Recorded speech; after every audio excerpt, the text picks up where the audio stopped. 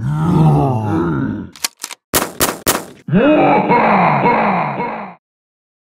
let me tell you about this date from hell that I had. I was on Craigslist, and this was years ago, mind you. And this was like right at the pinnacle of dating, online dating popularity.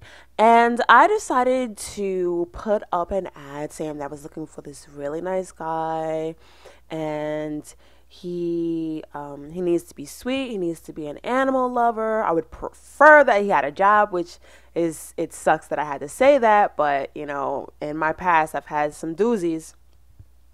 And I was like, I'm gonna put this up here, picture for picture, and wait for some emails. So I got some emails. Some of the guys were like, okay. Others didn't follow instructions, picture for picture. They asked, oh, if send me a picture first and I'll send you mine. And just, no, I'm not answering that.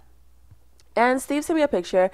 He was a fairly good looking guy, but he was a chef. He said he loved animals. He had his own place. Um, he was just overall really, really nice as I got to know him. So we went on a few dates. Everything was great. And one day he was like, why don't you come over to my place? Um, we can get some Chinese food and we'll eat and watch some movies. So I'm like, yeah, I'm all for like chill dates because we already had like 3 dates already, right? So we go and get some Chinese food and we walk into his house. Well, he told me that he had dogs. So we walk into the house and he opens the door and there's this huge like Rottweiler pit bull mix thing going on that comes running out the door. Anybody that knows me knows that I don't really fuck with pit bulls like that. I've had some really bad history. I do not give two shits if you want to go on this mantra of not all pit bulls are the same. I have personally had really bad interactions with them when I'm minding my own black business. But, I got scared because the dog came and jumped it jumped towards me, and he's like yelling at the dog. He's like, down, you know better, you know better, you know better. And this other pit bull is an older pit bull, because you could tell because her hips were kind of like wobbly or whatever, but she was cool. She kind of like stayed back or whatever. And I saw my life flash before my eyes, and I just said, this is it. I finally get a date where nothing is wrong. Everything is fine, and I'm going to die because this huge monster is going to rip out my throat, and he's probably going to hide my body. That didn't happen, of course. And he tells the dog to get down. The dog is like really super excited, and he tells them to get back in the house. Now, when I came back to my senses, I realized that there was this stench coming from the apartment. It, it, I wish I could explain this smell. I want to say it was like a mix of ammonia and maybe like the last shit a person takes when they die. Like, their body just lets it go. And I was horrified because I have bad eyesight, but my sense of smell is out of this world. And I tried to hide my face, and he's like, oh, I haven't cleaned the apartment yet, blah, blah, blah. And I was just saying to myself, no, this smells like deep-seated low self-esteem, anger, and just like revenge all in one.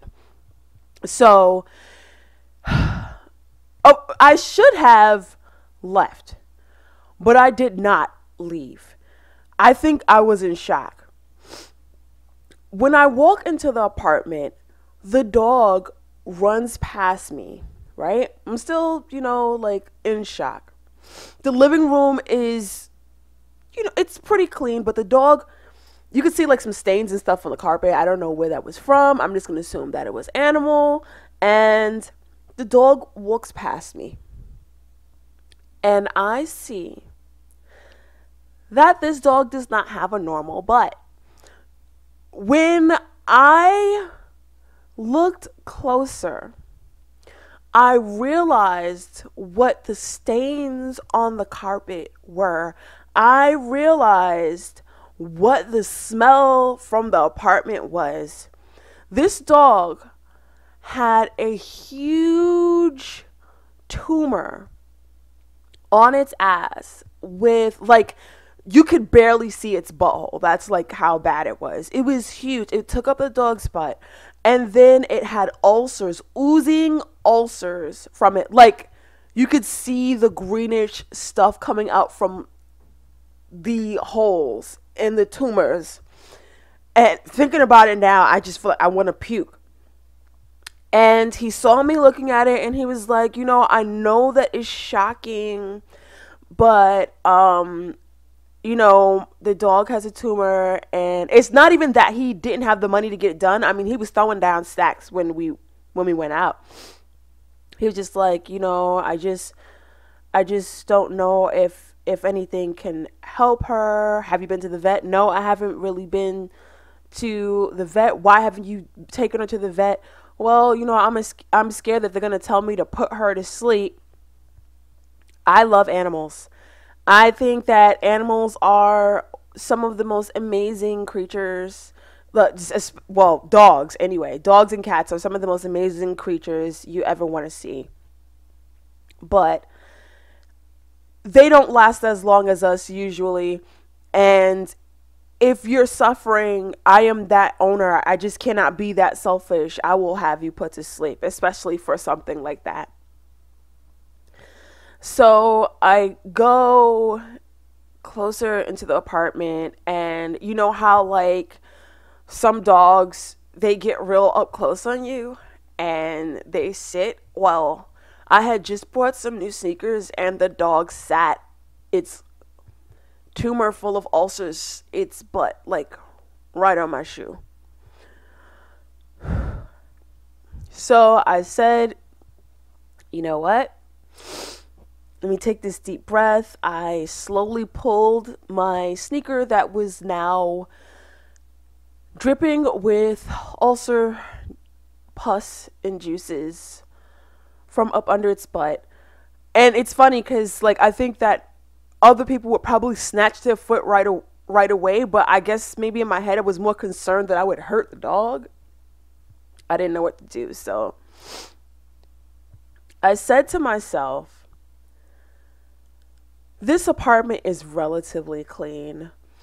I am going to sit in the living room. I'm going to eat my Chinese food, and I'm going to leave. And he said, "Oh, you know, I know that you seem me surprised. I don't want you to look at the tumor and the ulcers while you're eating. I'll put the dogs inside my room." And as he opened the door, the dog jumped on his bed and laid on his bed with the ulcers bleeding and pussing. So I said, wow, yeah. This isn't gonna work. So as I was sitting down, I looked in the kitchen. I looked to the left and I looked in the kitchen and I noticed like this trail of stuff on the floor. So I said, "What's that?" And he's like, "Oh." And I looked further and I realized that there was this open cage inside of his kitchen. He was like, "Oh, that's my other pet." So I was like, "Okay, but like, what's all this stuff on the floor?" But I'm trying to figure out to myself, you know, does he like have birds? Does he? Because the stuff on the floor, it looked like bird shit. And I was like, did he have like birds? Does he have like a ferret or something, or some kind of like weird animal? And where is it? Because the cage is empty and the fucking cage door is open. In fact, if I remember correctly, the cage didn't even have a fucking door on it. So I'm like, okay, so where is this animal that you say that you have, but yet I don't see it?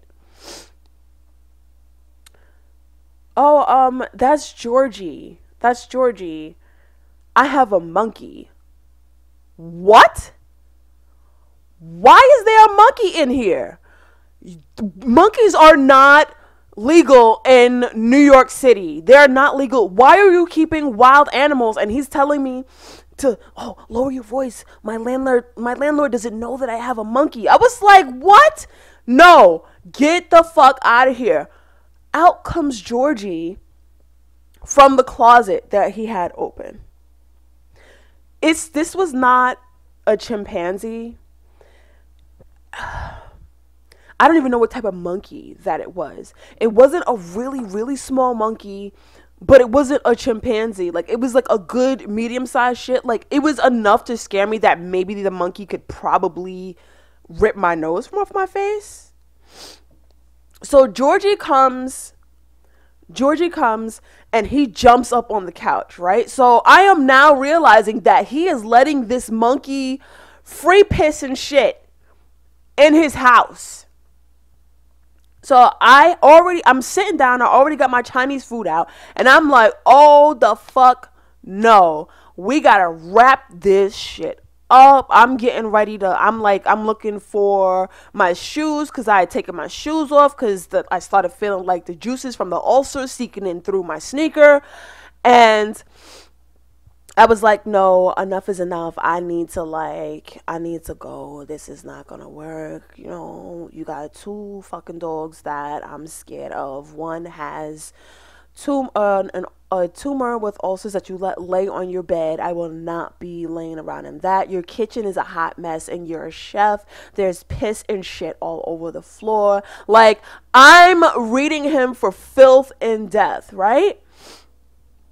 So Georgie comes over to me and he looks at me, and I just said to myself, I was like, yo, if this monkey pops off on me, we're going to have a real problem. There's going to be 2 dead bodies in here.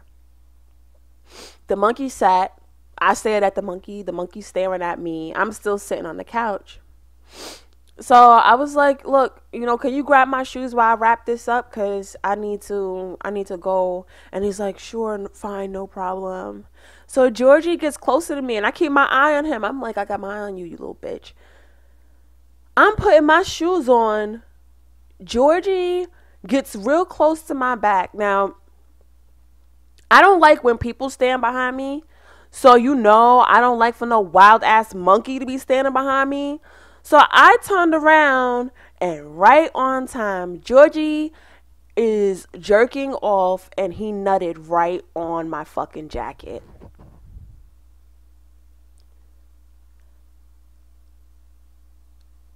I don't really remember much, but I remember screaming to the top of my lungs. But that wasn't even the worst part. I thought I was mad then. Georgie jumped in my lap, put his hand in my food, stole a chicken wing from my fucking plate, and then, as an extra fuck you bitch, he flipped over my damn Chinese food on the floor. I completely lost it. Needless to say, I picked up my shoes. I didn't even put on my shoes, and I walked out the fucking apartment. Please, God.